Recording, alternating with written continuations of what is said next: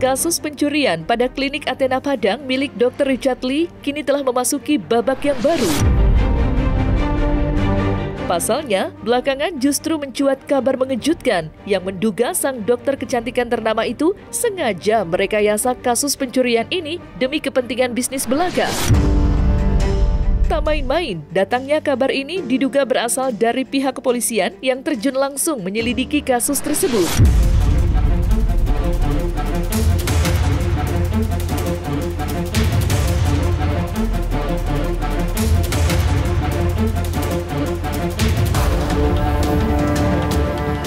Sontak saja, kabar itu membuat heboh seluruh jagat maya, terutama masyarakat Padang yang dibuat tersinggung dengan beredarnya kasus tersebut. Bahkan, Pablo Benua, seorang publik figur yang memiliki kecintaan besar kepada kota Padang pun ikut dibuat geram. Apalagi selama ini, kota Padang baginya merupakan daerah yang begitu menjunjung tinggi nilai adat. Lantas, seperti apa luapan rasa kekecewaan Pablo terhadap kasus ini? Gua ngelihat ini, kalau memang ini adalah satu perbuatan rekayasa, benar-benar harus dijelaskan, harus dituntaskan. Jangan sampai ini menjadi perkara yang mengambang. Karena ini sangat mengganggu sekali stabilitas ekonomi di situ, stabilitas keamanan di situ, bahkan bisa jadi cenderung ke stabilitas politik tertentu begitu di masyarakat Padang sendiri ya. Di Padang itu setahu gua sangat menjunjung tinggi nilai-nilai moralitas. Di sana itu sangat mencondongkan adat istiadat di sana. Gua sebenarnya nggak begitu tertarik untuk berkomentar tentang si Dr. Richard Lee sebenarnya. Tetapi karena kejadian tersebut ada di Padang, gua banyak saudara-saudara yang ada di Padang. Bahkan gua itu bisa dikatakan 2 bulan atau 3 bulan sekali gua pasti datang ke Padang. Gua banyak teman-teman di Padang. Ada sejumlah kegiatan bisnis gua yang ada di Padang. Sehingga bagi gua apa yang dilakukan oleh Dr. Richard Lee ini cukup yang diduga dilakukan oleh Dr. Richard Lee ini cukup mengganggu sekali. Itu kalau memang itu benar adalah rekayasa, silakan dijelaskan tujuan untuk merekayasa. Jangan malah seolah-olah menutup sebuah kebohongan dengan kebohongan yang lain. Karena masyarakat tidak bodoh. Ingat ya, yang mengatakan ini rekayasa adalah pihak penyidik, pihak polisi. Berarti kalau memang ini bukan rekayasa, secara tidak langsung Dr. Richard Lee mengatakan bahwa polisi memberikan keterangan yang berbohong. Yang mana yang betul? Kembali lagi, kalau memang polisi yang berbohong, maka polisi harus berklarifikasi itu, memberikan klarifikasi itu ke publik. Tapi kalau Richard Lee yang katanya berbohong, Richard Lee yang merekayasa, maka Richard Lee harus memberikan keterangan ke ruang publik begitu. Jangan sampai ini menjadi contoh, jadi role model, akhirnya orang-orang pada mau buka usaha itu dengan cara seperti ini. Ini kan nggak baik begitu.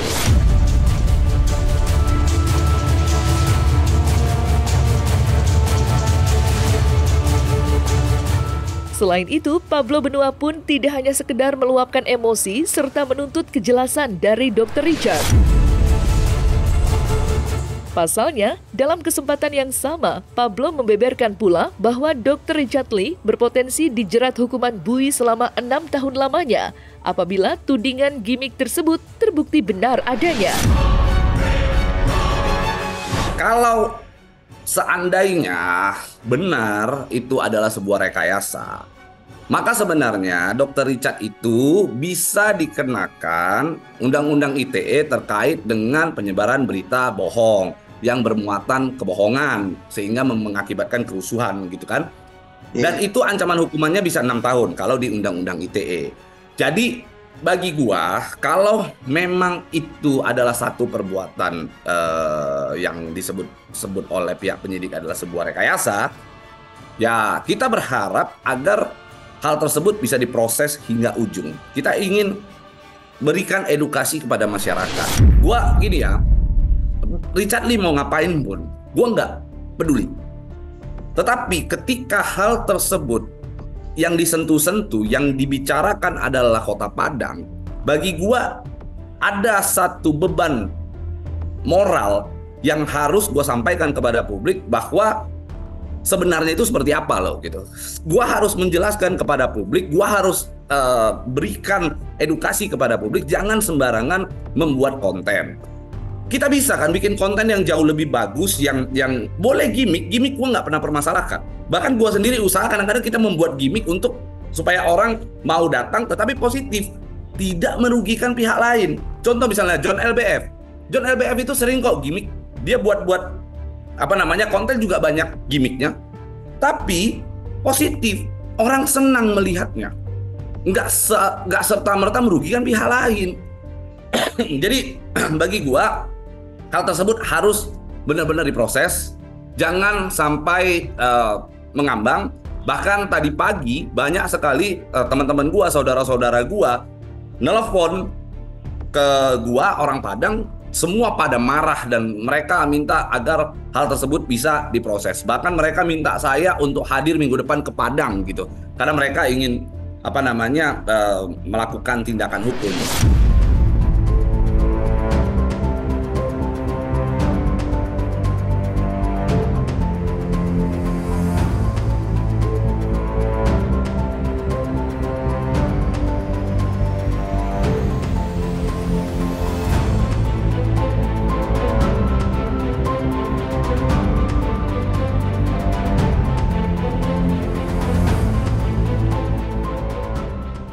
Kliniku kecurian ini adalah suatu hal yang tidak mengenakan banget. Bukan masalah angka, tapi musibah ini rentetannya bisa kemana-mana. Jadi kemarin salah satu kliniku itu kecurian, yaitu Athena Padang. Padahal belum buka sama sekali, jadi belum operasional. Baru mau operasional tanggal 1 Mei nanti. Dan aku akan direncanakan tanggal 30 April nanti akan ke Athena Padang untuk peresmian. Tapi kemarin mungkin kecurian atau kerampokan ya, aku nggak tahu ya. Sore tepatnya, tiba-tiba ada orang yang menembus pintu. Karyawanku juga lengah karena belum buka, kita belum operasional, lalu dia ngambil tas, dibawa lari. Padahal di situ ada CCTV ya, amat sangat disayangkan banget. Di sisi lain, pihak Dr. Richard Lee pun telah angkat suara guna menanggapi semakin berkembang liarnya pemberitaan akan kasus ini. Ia kala dihubungi secara langsung oleh tim cumi-cumi.com, Hans, selaku kuasa hukum Dr. Richard pun lagi-lagi menegaskan kalau peristiwa itu benar terjadi dan bukanlah produk fabrikasi apalagi rekayasa. Namun, Hans pun menjelaskan kalau permasalahan antara Dr. Richard dan sang pelaku telah diselesaikan secara kekeluargaan dan pihaknya pun memiliki bukti adanya perdamaian itu.